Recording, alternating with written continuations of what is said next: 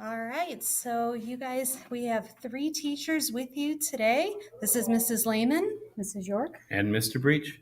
All right, so we're looking at three I can statements. So by the end of this module, you should be able to explain how the myth of Romulus and Remus affected the early settlement of early Rome. You should be able to explain how the geography of Rome affected its people, and you should be able to describe the ancestors of the Romans. Okay, the first thing you need to know is that Rome was a peninsula, very much just like Greece. It's a landmass surrounded by three bodies of water. If you're looking for something, some sort of difference, Greece did not have as fertile soil as Rome did. Rome was awesome for farming, and it was one of the biggest reasons why the civilization grew that it did. Another reason for the growth of the civilization was the location of the Tiber River, and that provided fresh water around a landmass that was surrounded by oceans. Having fresh water was essential for daily life and living. And more importantly, for safety and security, Rome was known to be built around these 7 hills, which made it very easy to defend. Taking a look at the map of Italy here, you can kind of see how Italy almost looks like it's a boot.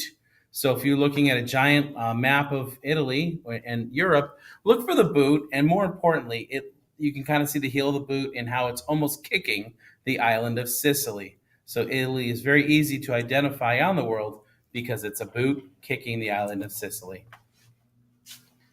Okay, a couple things to take a look at. These are some of our hills. We have and how the Tiber River flows through the Vatican, through the Field of Mars, through the Tiber Island, and you can kind of see where the hills are, so it makes it so easy to defend. All right, next up is the origins of Rome, the mythical origins of Rome. And this is where the story of Romulus and Remus is going to come in. As we know, the Romans love to hear myths and legends and stories, just like the Greeks had their myths and legends. So they love to hear the story about Romulus and Remus. And as you learn about that story, you're going to see that Romulus and Remus were two babies that, were kind of abandoned. But the importance of them is that they were descendants of a god and immortal. So that made them very important.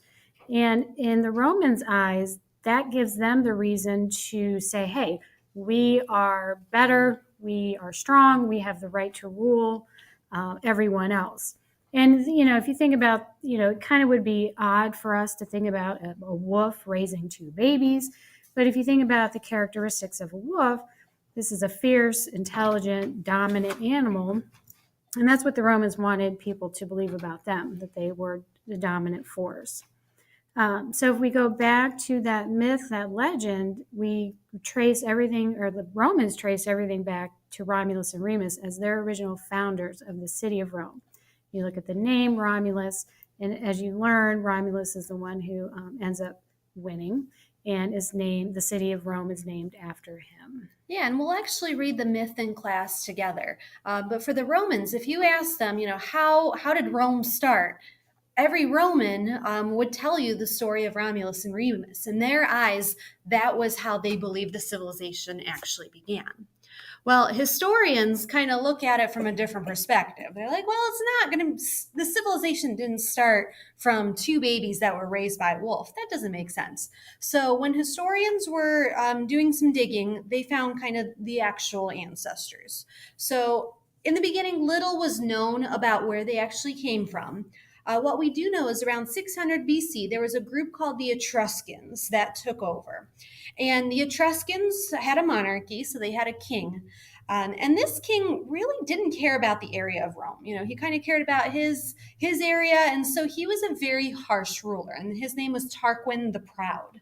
And the Romans basically had enough of Tarquin the Proud. They were sick and tired of him. So around 509 BC, the Romans staged a revolt against Tarquin the Proud. And they said, we don't want any more Etruscan kings. And so a lot of the Etruscan ideas continued to live in Rome, such as, the same gods and goddesses, the togas, the Greek alphabet. So they had a lot of ideas come from them, but they no longer wanted the idea of having a king in charge of them. So when you're asked on a test to talk about the ancestors, you're looking really at the Etruscans as kind of the early ancestors of the Romans. And eventually, as we get into the next module, you'll learn how after they drove out this king, they didn't want to have any sort of monarchy anymore. So they're going to switch their government, and we'll talk about that more in the next module. All right, please make sure you filled in your notes, and you'll be all set. Have a good day. Bye-bye. Later. Bye.